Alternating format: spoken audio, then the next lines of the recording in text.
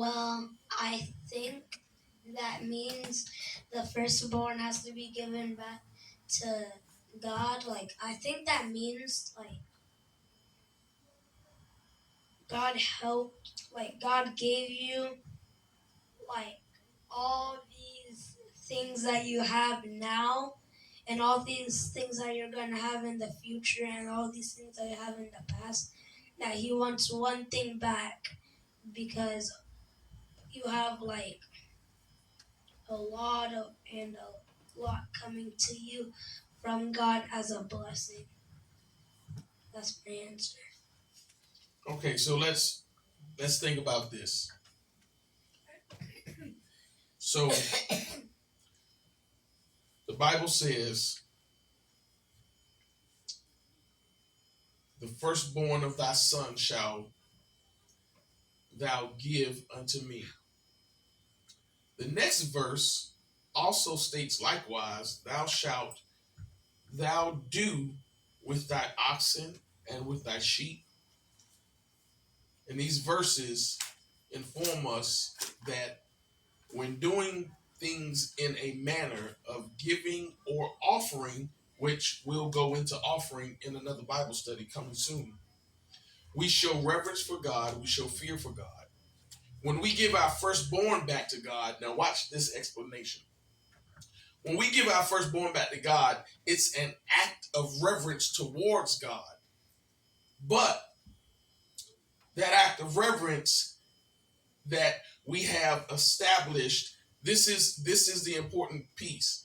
We have established the next generation of our family to be ruled by God through the very firstborn son of your family. So when we sit down and we say, okay, I have to dedicate my firstborn child to God, my firstborn son back to God, we're telling God, I'm your manservant. Everything that I have, and we're talking Old Testament, we're talking about inheritance. Everything that I have goes to my first son.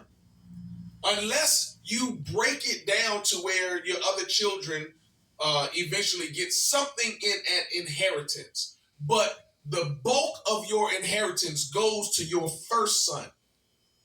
So if we dedicate our first son back to God, that means that everything that we know about God also is inherently put into our first son. Because when I pass on to glory, my first son takes my place as the head of the family. And now the head, as he is the head of the family, everybody in order follows him. And so when he has a son, everybody in the generational in the generational lineage follows the first son. So that means it will never be a time where the family in its entire generation will never be uncovered, because your first son is always sitting at the top of the family when the father passes. And if the first son is dedicated to God, everything that he does and everything that he learns and everything that he gives and everything that he leads the family to do is in a godly manner, because that's what he has been taught, that's what he has been told. And not only that, he has been given to God, and he knows that he's been given to God. So he knows that this is the appropriate way to be, because I am the man of God for the rest of the lineage to follow.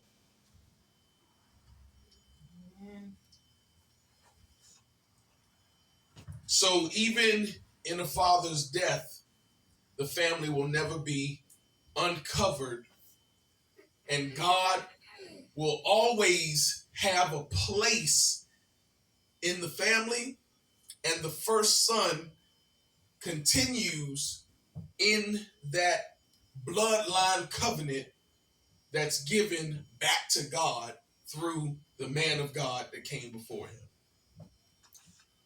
So we're going to, one question 9, we're going to close up with this last question. I have a comment, sir. Yes, ma'am.